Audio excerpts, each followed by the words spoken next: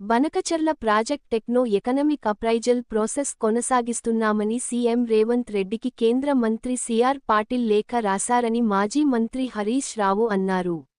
ఈరోజు బంజారాహిల్స్లోని తెలంగాణ భవన్లో ఆయన మాట్లాడారు. 20 రోజుల కింద సిఆర్ పాటిల్ ఈ లేఖ రాసినా రేవంత్ రెడ్డి ఇప్పటి వరకు స్పందించలేదన్నారు.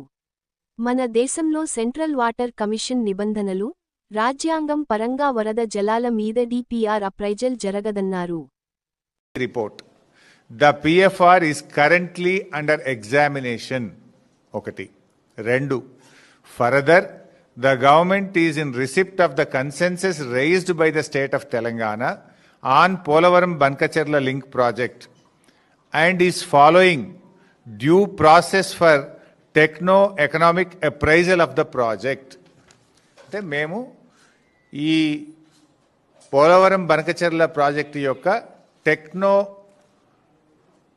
ఎకనామిక్ అప్రైజల్ యొక్క ప్రాసెస్ కొనసాగిస్తున్నాము, మేము ప్రాసెస్ చేస్తున్నాము అని ఎవరికి రాసిండ్రు? స్వయంగా మన ముఖ్యమంత్రి రేవంత్ రెడ్డికి రాశారు. ఎన్ని రోజుల కింద రాశారు?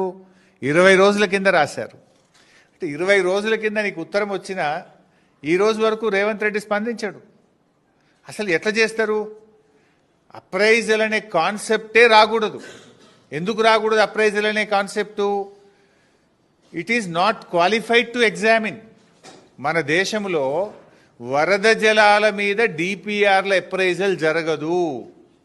మన దేశంలో ఉన్న సెంట్రల్ వాటర్ కమిషన్ నిబంధనలు కానీ, మన రాజ్యాంగం కానీ, మన దేశంలో నదీ జలాల పంపిణీ కానీ ఎప్పుడు కూడా నికర జలాల మీదనే జరుగుతుంది.